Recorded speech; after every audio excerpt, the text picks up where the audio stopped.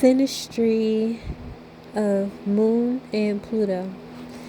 It don't matter if it's a trine, a square, if it's a infinity sign, which that's kind of what that energy kind of holds. So let's get into it. The moon person, the moon represents our emotions. You know, the moon person in the relationship can be a bit moody, emotional. The Pluto person can make the moon feel very emotional. So Pluto, you know, we have Pluto can be like transformative, possessive, mysterious. Pluto is like a rebirth and it's death. So I wanted to correlate the movie Twilight.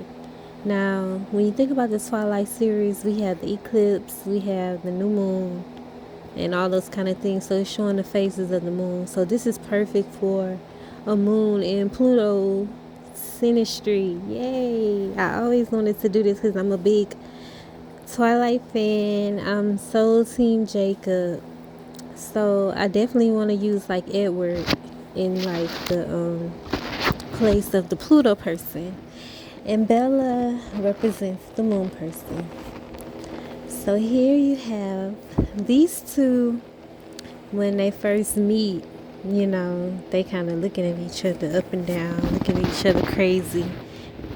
He's something mysterious about her because he a whole vampire going to school, and she's in a brand new school. Like, she moved with her dad, you know, somewhere in the middle of nowhere, and there are vampires there, you know, hidden amongst humans. So to sum it up in a nutshell, let's just say this represents her basically transforming into a vampire after falling in love with the vampire. You know, they kind of have this thing with them, and it's also a little bit toxic because, you know, he gets into it with the Volturi, with his people over there because he messing with a human, you know, for one. And then he's possessive over this human. Oh my God. So there's Jacob. This is where Jacob come in because the moon person can kind of feel the possessiveness and the control of the Pluto person. The moon person kind of likes their freedom a bit.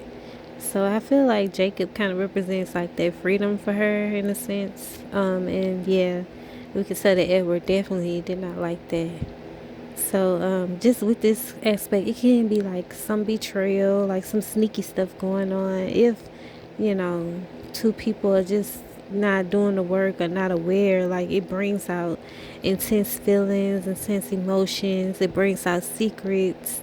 And it also had to deal with death because in order for Bella to become a vampire and to be with Edward, he had to turn her. And you know, if you've seen the movie, it's like she kind of dies a bit and kind of comes back to life.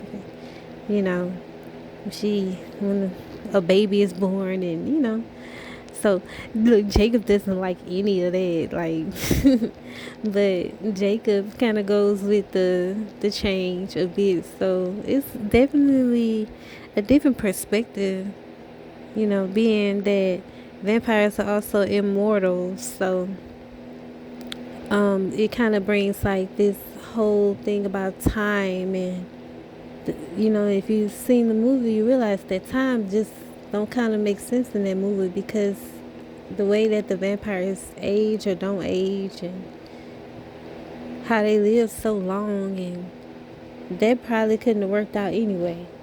So I always look at it like that with Bella and Edward. I was like, how could that work out? He's cold. He's not even warm. He don't even go to sleep at night. He don't even sleep.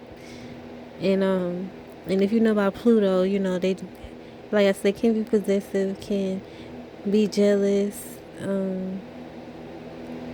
They can kind of possess those narcissistic tendencies a bit to have control over the moon person.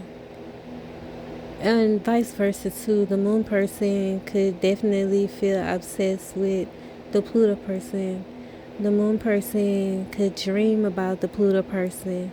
The moon person definitely gets very wet down there and gets wet crying tears behind the Pluto person.